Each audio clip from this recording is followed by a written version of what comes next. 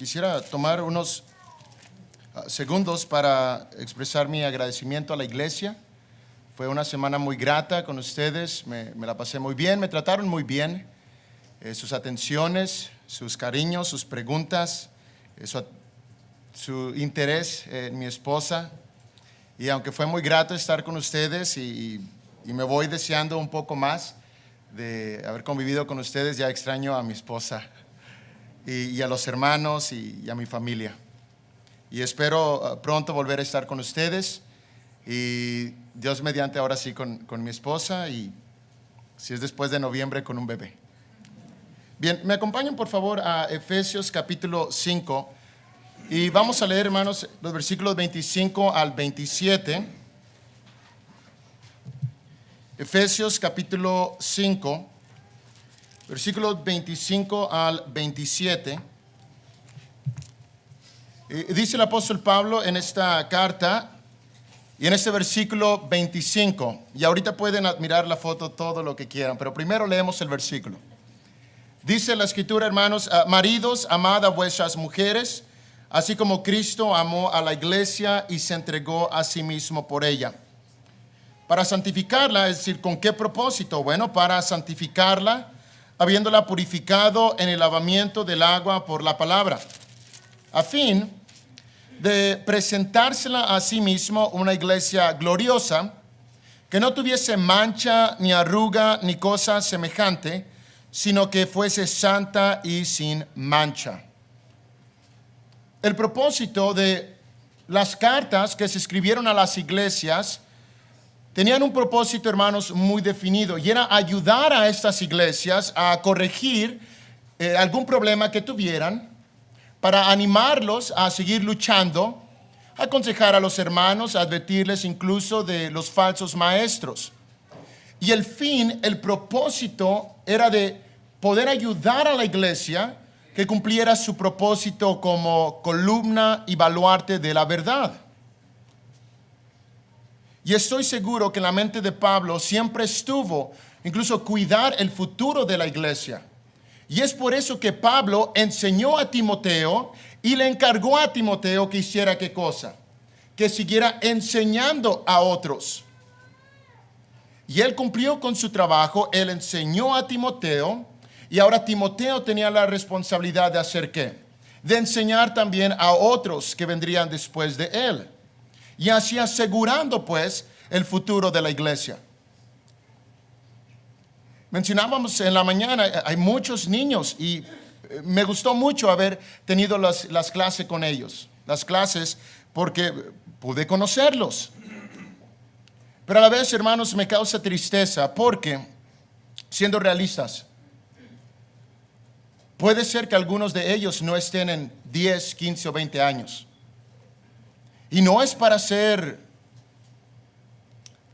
deprimido o hablar de esa forma de pesimista, pero es la realidad y ustedes lo han visto, yo lo he visto. Creciendo, tuve a mi alrededor muchos jóvenes y muchos de ellos ya no están en la iglesia. Hace 9 años, casi 10 años que vine y las cosas han cambiado. Algunos de los que estaban en aquel entonces ya no están. Es aunque emociona y causa mucho gozo ver a los niños. Lo que queremos es evitar esa triste realidad, que en algún momento ellos se vayan al mundo. Y les decía que planeo regresar en 10 años. Bueno, mi plan de regresar en 10 años es de ver a los que están ahorita. Y no solamente ya niños, sino ya varones, hombres, miembros de la iglesia. Que ahora ellos sean los que enseñan, los que ayudan a las niñas, que sean ellas las que enseñen las clases de los niños. Es triste, hermanos, ver muchas congregaciones que a su momento ya no tienen niños. No los hay. Les comentaba que mi hijo o mi hija será el primer bebé en esa congregación donde estoy y realmente no sé cuándo fue la última vez que tuvieron un bebé, pero estoy seguro que fue hace muchos años. Es mucho mejor escuchar esos ruidos de bebé que no escuchar nada, porque no los hay. Es mejor ver, hermanos, a los niños correr afuera. Y sí, a veces se caen, a veces lloran y a veces los papás se molestan porque, aquel niño empujó a mi hijo o a mi hija. Pero es bueno ver eso. Y hace años que no lo veía. Muchos hermanos y hermanas adultos no aprovechan a la juventud, no aprovechan a los niños cuando los tienen ahí y sufren los padres. Hermanos, ¿ustedes cómo se imaginan a la iglesia local en 10 años? Eso podría ser una fecha muy cercana, pero en 15 años, 20 años, ¿cuál es su mentalidad? ¿De qué imagina usted para la iglesia local en 20 años? ¿Quiénes van a ser los encargados? Porque siendo realistas, algunos ya no estarán. Bueno, ¿quién estará en cargo? ¿Quién estará a cargo de los himnos, de las predicaciones? ¿Quién estará a cargo de la iglesia incluso en 20 años? En 25 años o en 30. Porque estoy seguro que es el deseo de los hermanos en este lugar, que el futuro de la iglesia, y en ese caso los niños, ahora sean los adultos que puedan guiar a esta iglesia. Y la iglesia pueda ser una iglesia gloriosa, que no tuviese mancha, ni arruga, ni cosa semejante. Pero depende, hermanos, del trabajo que se esté haciendo ahorita. Desafortunadamente, muchos quieren hacer el trabajo después. Lo dejan para después, cuando ya es muy tarde. El futuro, hermanos, de la iglesia depende de los padres. ¿Quién pasa más tiempo con ellos? ¿Quién es aquel que los ve por la mañana y los ve antes de ir a dormir? ¿El hermano Israel? ¿El hermano Israel está ahí cuando Jared e Ismael se levantan por la mañana? No. ¿Quiénes están ahí? Sus padres. Una ocasión, hermanos, un jovencito se bautizó y una hermana viene y me dice, su madre viene y me dice, hermano, tiene una gran responsabilidad. Le digo, hermana, yo no vivo con él. Usted tiene una gran responsabilidad.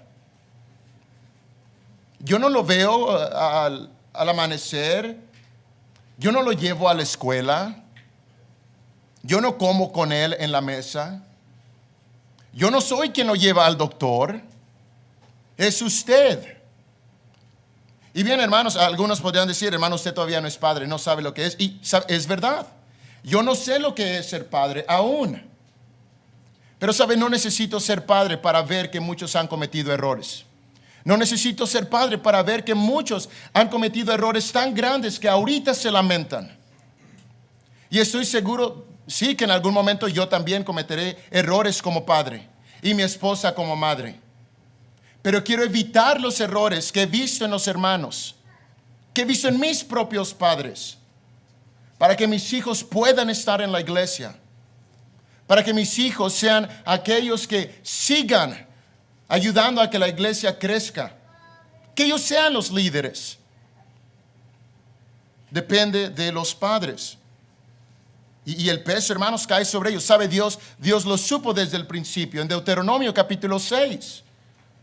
Cuando el pueblo ha salido de Egipto, bueno, el pueblo sí salió de Egipto, un lugar con sus dioses, con sus religiones, con sus dioses paganos, salieron con muchas ideas. Y Dios claramente les dice, ustedes cuéntenle a quienes, a sus hijos, lo que ustedes vieron.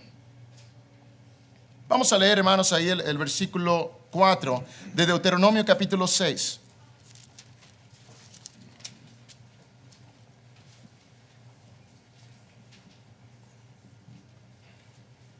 Deuteronomio capítulo 6, versículos 4 al 9.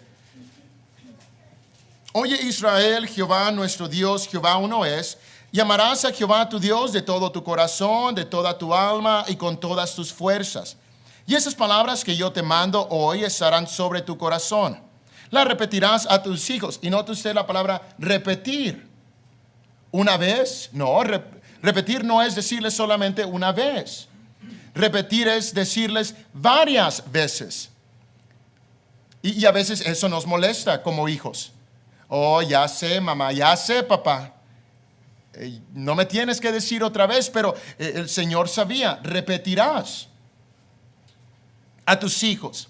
Y hablarás de ellas estando en tu casa y andando por el camino y al acostarte y cuando te levantes. Y las atarás como una señal en tu mano y estarán como frontales entre tus ojos. Y las escribirás en los postes de tu casa y en tus puertas. ¿Quién era responsable? Los padres. ¿Ustedes creen que estos hombres trabajaban? Sí, trabajaban. Las mujeres tenían responsabilidades, pero Dios, hermanos, no se enfoca en eso. Se está enfocando en la responsabilidad que tenían los padres. ¿Por qué? Dios quería asegurar que la siguiente generación también fuera fiel. Ese era el plan de Dios, que el pueblo fuera un pueblo fuerte. Que el pueblo, hermanos, siguiera adelante y pudiera llegar a la tierra prometida. Pero muchos padres no hicieron ese trabajo. Muchos padres no repitieron a sus hijos esas palabras. Y a lo mejor lo hicieron, pero no demostraron con ejemplo lo que Dios les había pedido. Los padres, hermanos, son responsables por sus hijos. Ustedes les darán cuenta a Dios por su hijo y su hija. Y es verdad, Ezequiel dice que el padre no lleva el pecado de los hijos y los hijos no llevan el pecado de los padres. Pero los padres son responsables por la forma en la que criaron a sus hijos. ¿Usted recuerda, por ejemplo, a Elí? Elí tenía a sus hijos. Elí tenía a sus hijos y esos hijos eran perversos, eran malos. No eran buenas personas. O el pecado de ellos. Pero Dios condena a Elí, no porque Elí tuviera el pecado de sus hijos, pero lo condena porque Elí no los había estorbado, no los había detenido. Entonces, ¿quién sería responsable de los hijos de Elí? ¿Elcana? No, Elí.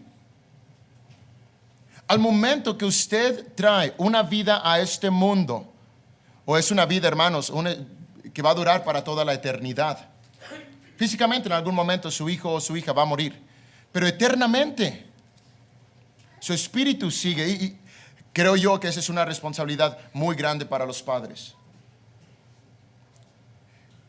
Y para aquellos que todavía lo son, es algo que claramente, hermanos, nos pone a pensar, ¿qué estoy haciendo?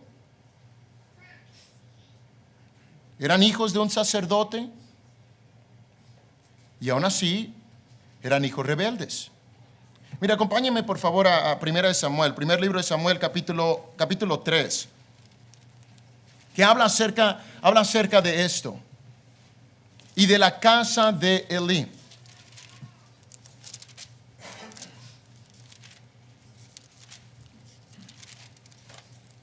Primer libro de Samuel, capítulo 3.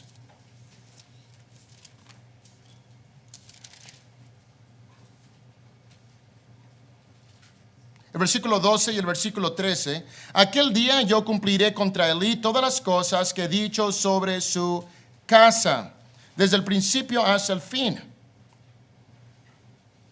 Y le mostraré que yo juzgaré su casa para siempre por la iniquidad que él sabe, porque sus hijos han blasfemado a Dios. ¿Y cuál era el pecado de Elí? No los había estorbado. No había hecho lo posible para detenerlos. Pero me llama mucho la atención, hermanos, cómo describe esta casa, la casa de Elí, su casa. ¿Quién es responsable por su casa? Usted, nadie más. El hermano Israel no es responsable de la casa del hermano Fabián. Los ancianos no son responsables de la casa de los hermanos, sino los padres, el hombre y la mujer. Final de cuentas, usted, hermano, hermana, va a dar cuentas a Dios por sus hijos. ¿Fue un buen padre? ¿Fue una buena madre? ¿Procuró usted guiarlos por el buen camino? Y al final incluso ellos van a tomar sus propias decisiones. Usted pudo haber sido un buen padre y sus hijos rebeldes, pero usted hizo su trabajo. Los padres son responsables por sus hijos. Los padres deben ser buenos ejemplos. Usted, hermano, hermana, ¿quiere que su hijo ame a la iglesia? Estoy seguro que sí, ¿verdad? Estoy seguro que usted desea que su hijo o su hija amen a la iglesia como usted ama a la iglesia. Usted quiere que sus hijos amen a Dios como usted lo ama. Ustedes quieren que sus hijos amen a los hermanos como ustedes los aman. Que amen la palabra como ustedes. Bueno, ¿cómo se puede hacer eso? Bueno, que ustedes lo hagan. Que los hijos vean que ustedes aman la iglesia. Que sus hijos vean que ustedes aman a Dios, que aman a los hermanos, que aman la palabra. Así puede hacer, hermano, y puede ayudar a que sus hijos también amen esas cosas. Si su hijo ve que usted ama a los hermanos, su hijo también va a amar a los hermanos, va a aprender a hacer eso. Pero si su hijo o su hija ve que usted constantemente habla mal de los hermanos, ¿usted cree que los niños y los jóvenes van a amar a esos hermanos? Oh, no, yo me voy a alejar de esa persona.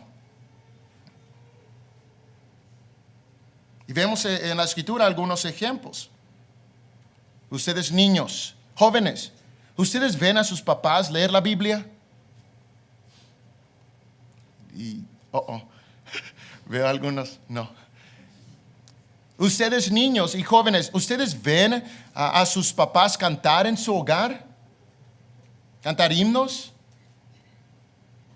Ustedes ven que papá y mamá se aman, que papá no dice maldiciones, papá y mamá no mienten.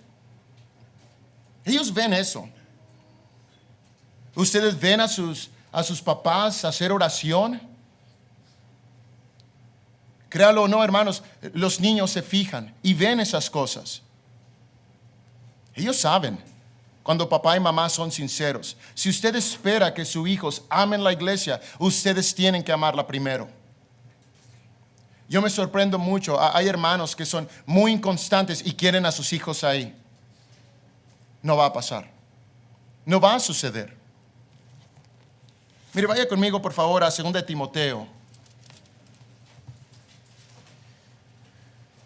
Capítulo 1, versículo 5. Y aquí tenemos a Eunice. ¿Qué encontraste, hermanos? Vemos a Elí y a Eunice y hay un mundo de diferencia. Las dos personas religiosas, sí. Dice 2 Timoteo capítulo 1, versículo 5. Trayendo a la memoria la fe no fingida que hay en ti, la cual habitó primero en tu abuela Loida y en tu madre Eunice. Y estoy seguro que en ti también. Timoteo, ¿qué había visto? Había visto la fe sincera ¿de quién? De su abuela y de su madre. Hermanos, hermanas, ¿sus hijos ven una fe sincera en usted? Mire, lea el capítulo 3. Capítulo 3, versículos 14 y 15.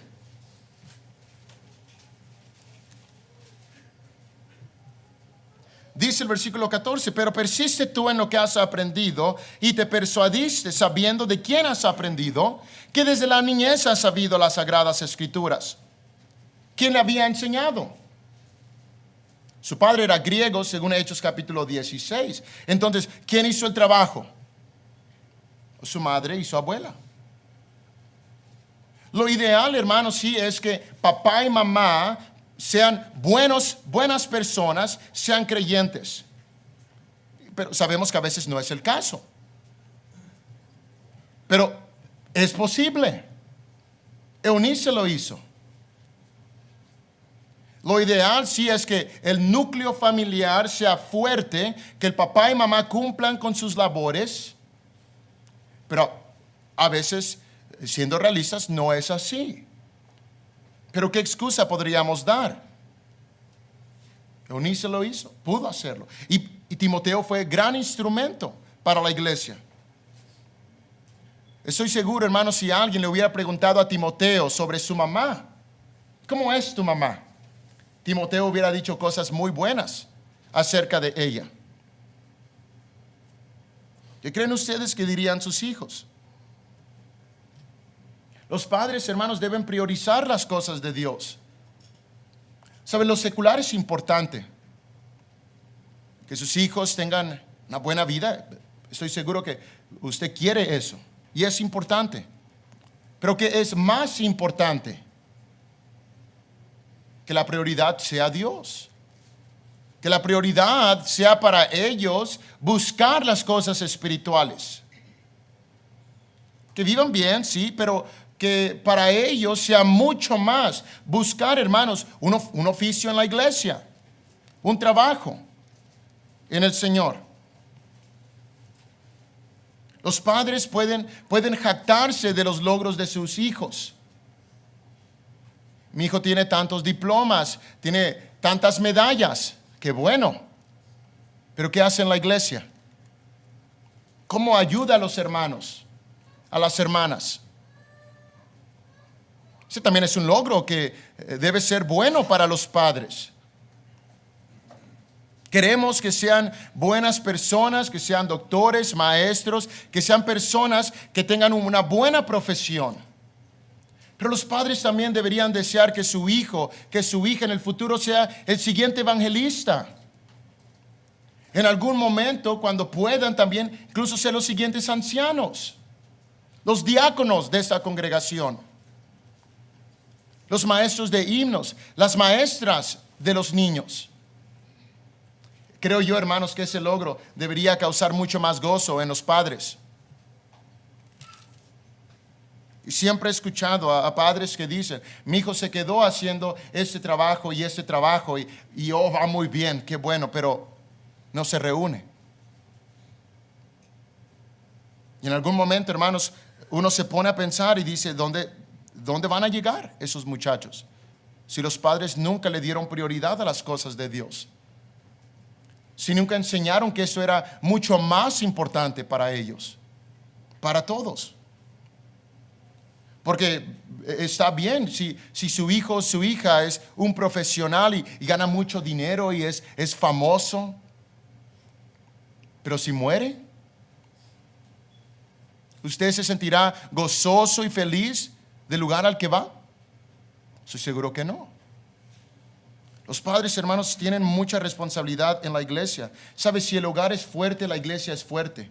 Porque la iglesia se compone de familias. Si papá y mamá hacen su trabajo, hermanos, es extraordinario el trabajo que se puede hacer con los niños. Pero depende primeramente de los padres. Pero bien, no es solamente la responsabilidad de ellos, también depende de los maestros. Aunque la responsabilidad principal sí cae en los padres, los maestros, los miembros de la iglesia, también son muy importantes para el crecimiento de la iglesia, para el futuro de ella. Porque sabe, incluso a veces los mismos miembros pueden ser tropiezo para los niños y para los jóvenes. Pueden tener buenos padres, pero a veces, las actitudes que ven en la iglesia. Y era la excusa que algunos usaban. Es que mira, en la iglesia nomás están peleando. Es que en la iglesia nomás están hablando de otras cosas. Es que en la iglesia no enseñan. Entonces, hermanos, los miembros de la iglesia, los maestros también tienen una gran responsabilidad. Por eso el Señor, siendo sabio, estableció ancianos. Estableció evangelistas. Mire, Efesios capítulo 4. Efesios capítulo 4. Y hablábamos acerca de la importancia del liderazgo el día de ayer. La importancia que el hombre tiene en el hogar, en la iglesia. La importancia de no solamente ser líderes, pero buenos líderes.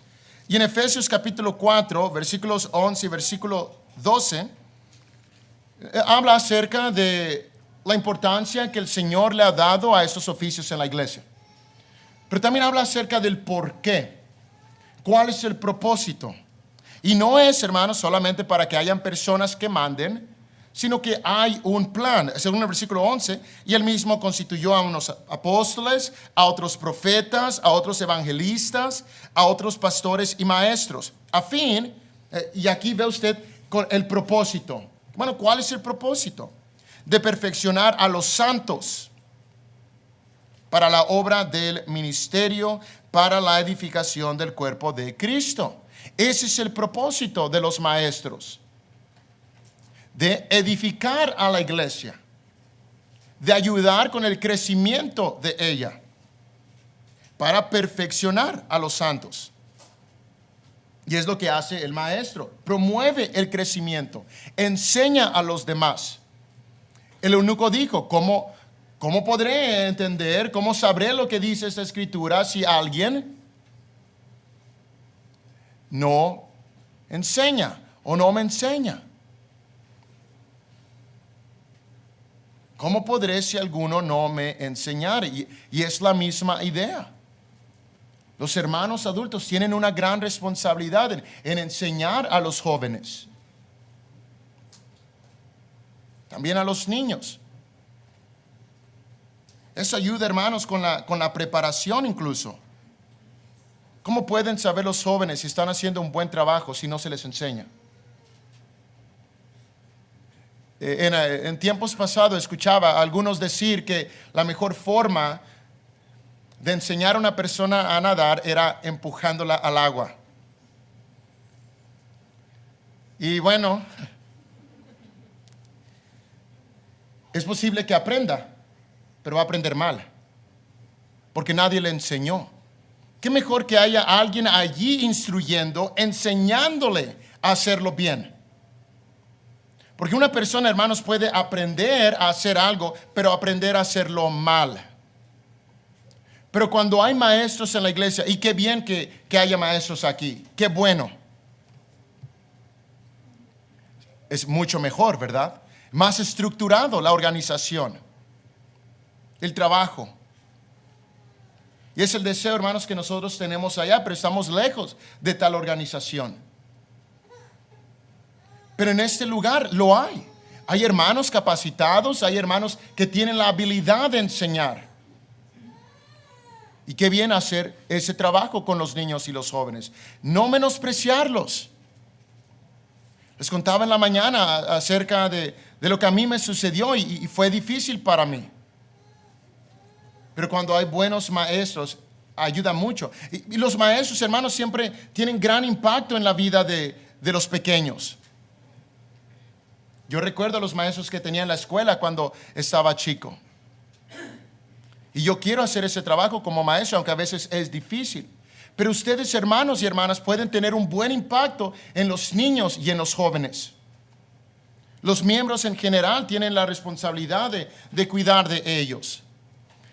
Según Tito capítulo 2, las ancianas enseñar a las más jóvenes, y ahí era donde dice, exhorta a los jóvenes a ser prudentes.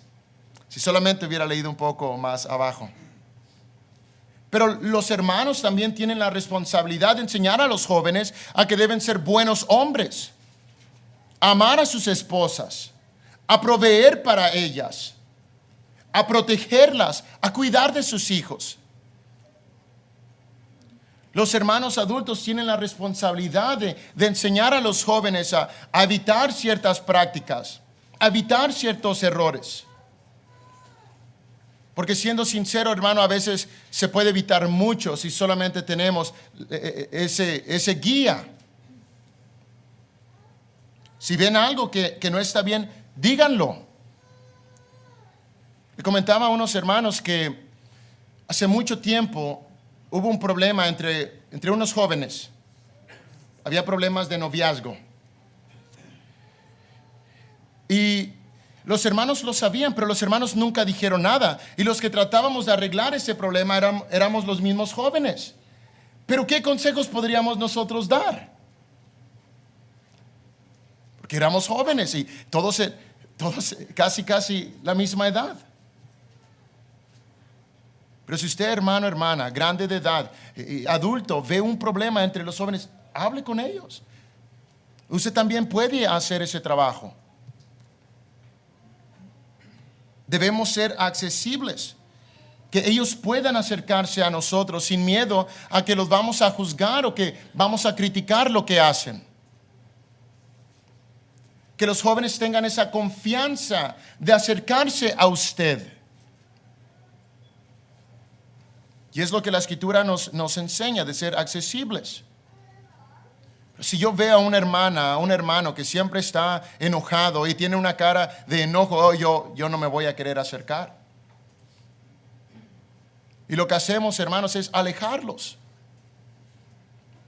El crecimiento de la iglesia también depende de los miembros, depende de los maestros, de todos en general. Pero también, sabe, depende de los jóvenes, depende de ustedes. Porque los padres pueden hacer un gran trabajo. La iglesia, hermanos, puede estar organizada, pero al final ellos van a decidir. Al final de cuentas, esto depende de Dustin, de Oscar, de Daniel, de Ismael, de Jared, de Saulo, de Abby, de Osiel, de Misael, de todos ellos. Ellos van a decidir. Y ahorita, ¿qué decisión han tomado? ¿Qué es lo que quieren ustedes para la iglesia? Y hablo a los niños y a los jóvenes. Porque un día papá y mamá ya no van a estar. Porque un día los hermanos adultos ya no van a estar. ¿Y qué van a hacer ustedes?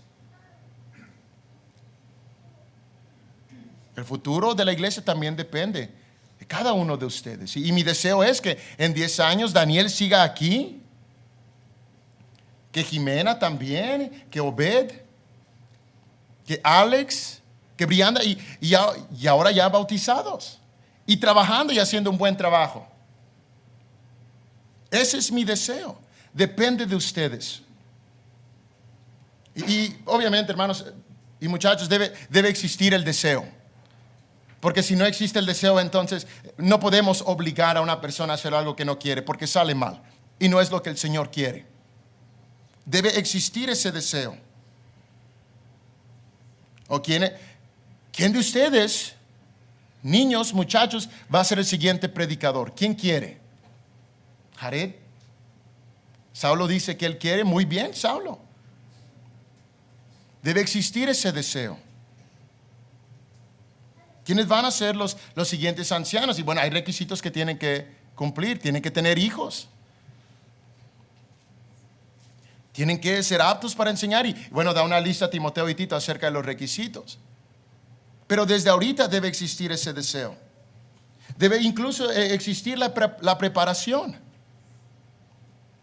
Porque si yo no estoy preparado, ¿cómo podré hacer el trabajo? ¿Hay hermanos que pueden ayudarlos? ¿Hay hermanos aquí que pueden ayudarlos a ustedes a saber cómo dirigir himnos? Sí hay.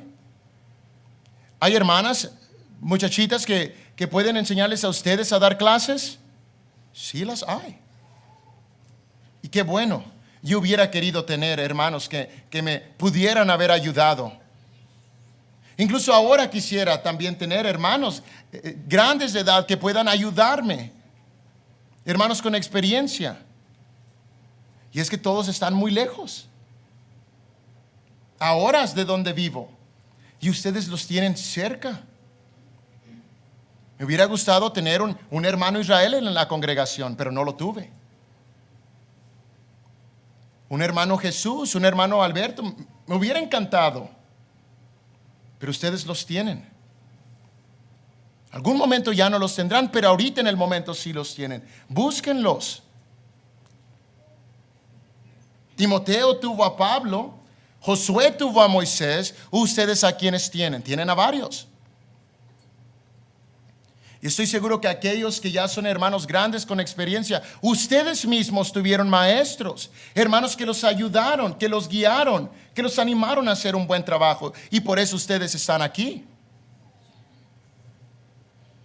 ¿No sería bueno que ustedes también fueran entonces los maestros de esta siguiente generación?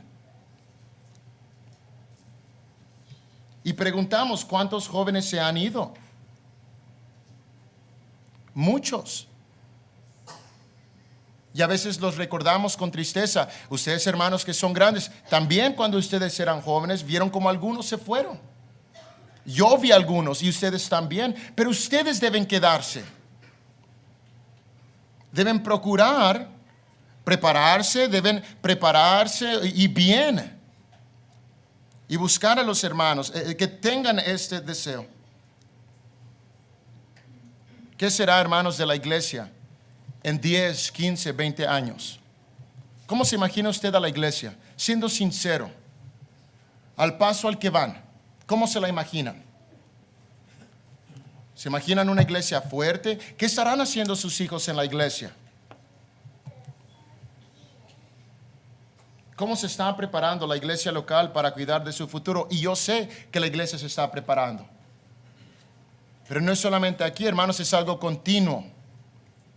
Y ustedes, muchachitos, niños, niñas, ¿qué están haciendo ahorita? Para que en el futuro ustedes puedan tomar liderazgo de la iglesia y hacer un buen trabajo, un mejor trabajo del que se está haciendo ahorita. Gracias, hermanos, por su atención. Vamos a estar de pie y vamos a cantar el himno.